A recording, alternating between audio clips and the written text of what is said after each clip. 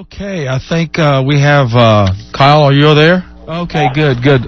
First of all, we would like to welcome you to our Houston Indie Media Friday night news show that we do. We reach a whole bunch of folks all through the Gulf Coast and parts of Central and East Texas. So with that, earlier, we opened our show with a short newscast of the No Borders camp, but maybe you could explain to folks in our listening area what exactly is the No Borders camp. So the No Borders camp is a 4-day direct action camp on the U.S.-Mexico border between the cities of Calexico and Mexicali. And it is an attempt to create a temporary autonomous space where the border does not exist. And so, as of this morning, we were successful in achieving one camp where there no longer exists a border, and we are able to actually go right up to a vehicle barrier and talk with our compas in Mexicali and be able to pass, information, and we've been eating together, so it's been really, really exciting. Now, when you say camp, I gather that it's a pretty self-sustained kind of space that you guys have created? Yeah, actually, the thing that's blown me away the most has been Food Not Bombs. They have been cooking off-site for every one of our meals, breakfast, lunch, and dinner, and actually providing for a significant portion of the camp on the Mexicali side as well. So feeding, up to 300 people, and really excellent meals. I mean, a lot of people were commenting that the beans are the best they'd ever had in their lives. So, I mean, that's been great to have, every meal taken care of. We have our own environmentally friendly bathrooms that we've constructed. We have a pirate radio station with a 130-watt transmitter that's broadcasting out of the camp. I was just thinking about it today. I haven't spent money, at all over the last 3 days, and I don't know when was the last time that I could say that. What are some of the actions that are going on during the period of the camp? Because I believe the camp is about 5 days. So during the day, what happens? What are some of the things that folks on both sides of the border are doing, either separately or together? Well, today the first action that happened was actually securing the camp, which involved kind of a confrontation with some riot police by the Border Patrol, but we were able to secure the space and have our binational breakfast buffet. So that was our first action of the day. And then after that, it was preceded by a 1 p.m. Action on the detention center in El Centro, which is the largest detention center in California that has families in the detention center.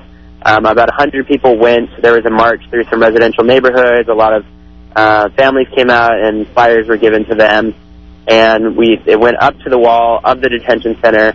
Planks were ripped off the fence so that people could see into the detention center. It appeared that it was under lockdown at the time, but people were able to climb up the fence, up to the top of the fence of the detention center, get up on top, see inside, and then moved into the street in Imperial Avenue.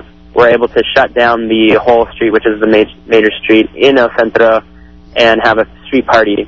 At 3 p.m. today, there was an action at the Maquiladoras in Mexicali, and a lot of people from our side were present at that action. It was a kind of a change at the factories, like a shift change, so a lot of workers came out, so people were given flyers, and there were banners at those maquiladoras. And right now, there's currently a binational dance party going on at the border checkpoint in downtown Calexico and Mexicali. So those are the actions for today, and tomorrow there will be a march against the wall. Sunday will be the day of artistic expression.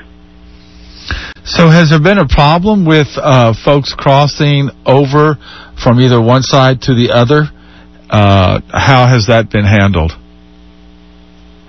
Up to this point, our camp is occurring at the place where the wall ends, and there's just a vehicle barrier separating the two sides. And so people have been crossing over the vehicle barrier into what the Border Patrol considers to be Mexico, even though the wall doesn't actually demarcate the border. That the Mexican side is actually camping on U.S. land, which is far riskier than what our U.S. side is doing. But people that have been crossing over that barrier have been fine. But people, if they want to cross back into the States, they need to go to the border checkpoint, which is about 3.5 miles away from the camp. And we've been passing stuff from the U.S. side to the Mexicali side pretty easily, like food, backpack, people.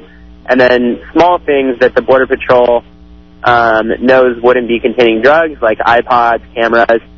They haven't really been regulating on us on those kind of items. The Border Patrol is containing a constant presence on the periphery of the camp. Currently, there are maybe 5 Border Patrol vehicles, maybe 15 Border Patrol agents right on the periphery of our camp, right in between our two camps, although, like I said, we still have access to the other camps. And but up to this point, they've been rather peaceful, with the exception of this morning when the riot cops were brought out, but we were able to negotiate and actually move into a better position than how we started this morning. If folks want to find out more about the No Borders Camp, is there a website that folks can go to? Yes, definitely. There is our website, noborderscamp.org.